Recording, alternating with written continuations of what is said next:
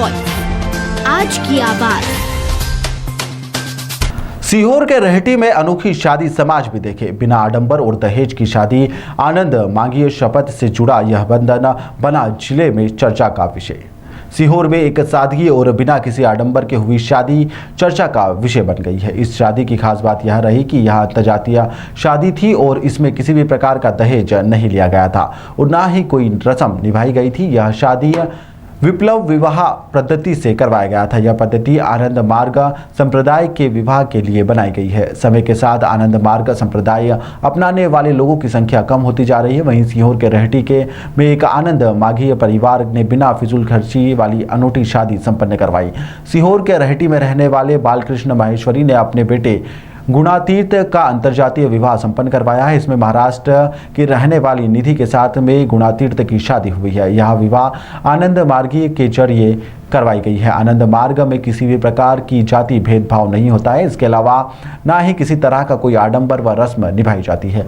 इस शादी में टीका, दहेज व अन्य रस्में भी नहीं होती है। लड़का और लड़की आनंद मार्गीय शपथ लेते हैं और दोनों विवाह के बंधन में बन जाते हैं। आनंद मार्गीय संप्रदाय में विप्लव पद्धति से होती है। शादी के दौरान शादी आनंद मार्ग को मानने वाले संत बताते हैं कि इसको अपनाने वाले लोग परिवार में विवाह के लिए विप्लव पद्धति अपनाते हैं। इसकी मान्यता है कि सभी मानव एक हैं और इस संप्रदाय का विचार में सभी जाति में कोई भेदभाव नहीं होता है, कोई बड़ा व कोई छोटा नहीं होता है। इसी संदेश का आधार बनाकर विवाह करवाया जाता है। जानकारी के मुताबिक 70 के दशक में आनंद मार्ग अपने चरम पर था और इसके अनुयायियों की तादाद काफ़ी अधिक थी, लेकिन समय के साथ साथ धीरे धीरे इसके अनुयायियों की संख्या कम होती गई।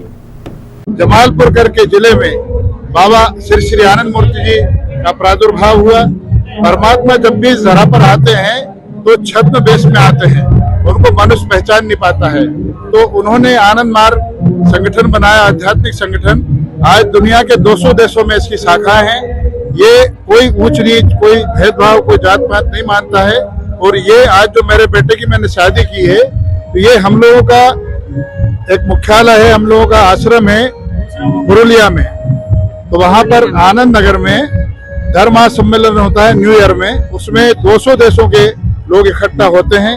हम लोग एक दूसरे से परिचित होते हैं और हमारे आचार विचार जहां हमारे मिलते हैं, वहां हम लोगों के आपस में बच्चे बच्चियों के संबंध तय हो जाते हैं। तो उसी तारतम्य में ये आज विवाह संपन्न हुआ।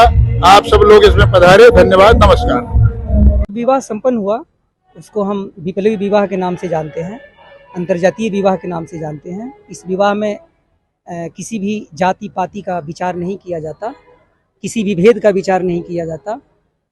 इस विवाह को माता पिता वर वधू के लिए अपनी सुयोग्य वर वधू को चुनाव करते हैं, एक प्रतिष्ठित व्यक्तित्व को समाज में लाने के लिए।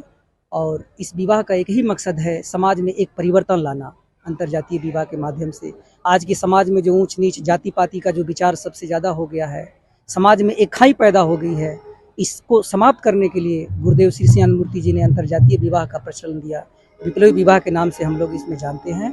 इस विवाह में किसी पक्ष की ओर से तिलक दहेज का दावा नहीं किया जाता है। अपनी स्वेच्छा से इस विवाह को संपन्न कराता है, समाज में एक नया परिवर्तन लाने के लिए। धन्यवाद। क्या नाम है आपका? गुणातीत माहेश्वरी। ये जो शादी हुई है इसको विप्लव विवाह बोलते हैं, क्या बोलते हैं? विप्लवी विवाह, हाँ। अंतर्जातीय विवाह, जिसमें जात पात को नहीं माना जाता है। आप एक दूसरे से पहले कभी मिले हैं क्या? जी नहीं। हम लोग धर्म सम्मेलन में हम लोगों का परिचय हुआ। हम लोग आनंद मार्ग प्रचारक संघ को बिलोंग करते हैं। तो इसके तहत भगवान शिव ने भी 3 शादियां की थी। उन्होंने गंगा, गौरी और काली 3 विवाह किए थे। इसमें जात पात को नहीं माना जाता है। सबसे बड़ी जो जात रहती है वो इंसानियत रहती है। मानव मानव एक है, मानव का धर्म एक है। जात पात की करो विदाई, मानव मानव भाई भाई। आपने इससे पहले मिले थे क्या आप इनसे? नहीं। आप कहाँ रहते हैं? मैं कटिहार, बॉम्बे, बॉम्बे मुंबई। में। कभी रेड्डी का नाम सुना था क्या आपने? नहीं। तो आपको ठीक लग रहा है विवाह? कट कर दीजिए।